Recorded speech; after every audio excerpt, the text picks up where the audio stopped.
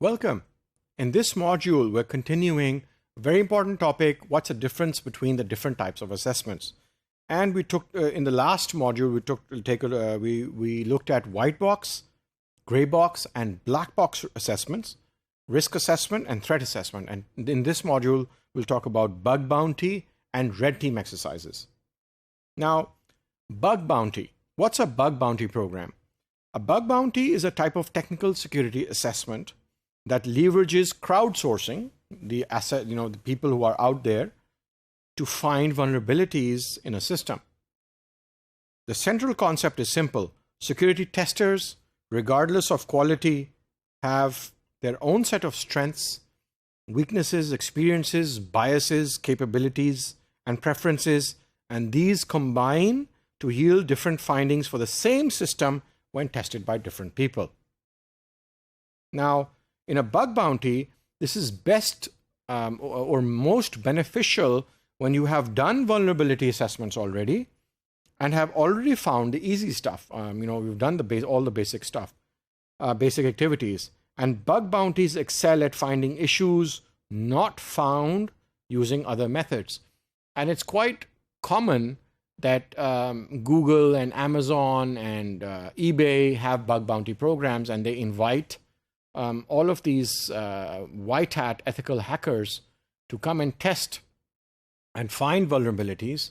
And if a security tester successfully finds a vulnerability, then they give them a financial award like $500 or $1,000 or $1,500.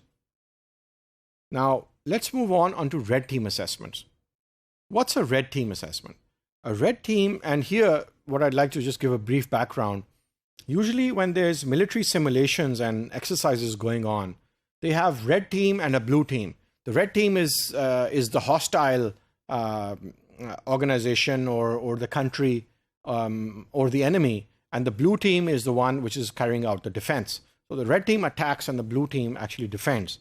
So red team is an independent group within an organization that challenges an organization to improve its security effectiveness, and the services should be continuous.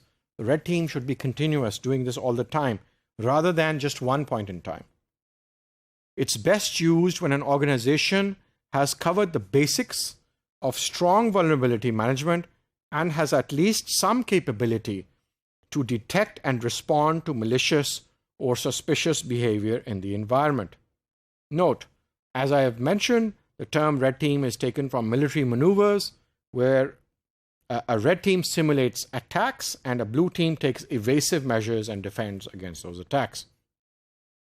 Now, that was blue team and red team. Now, I'd like to mention that usually the red team exercises are associated with penetration testing. And penetration testing is a skill which is not very common, and usually these penetration testers are either independent consultants or freelance, or they're an expensive resource, and they're usually part of consulting organizations like the one that I run, Delta Tech, which is one of the top information security consulting companies in the country, in Pakistan. So we have a team of penetration testers, and we offer red team exercises on an ongoing contractual basis to organizations. However, sometimes what happens is that organizations will also hire penetration testers, place them in a red team, and ask them to sit independently and continuously evaluate and penetration test and try to find loopholes and gaps in the security by conducting penetration testing, and then inform the security team, information security team, which in this case is the blue team, so that the posture of the organization can continuously be tested via penetration testing and evaluated. So red team exercises are usually associated with penetration testers, and the normal practice is that depending on the type of organization, this penetration testing is outsourced to consulting organizations or independent penetration testers. That's all that we have for this module. Thank you.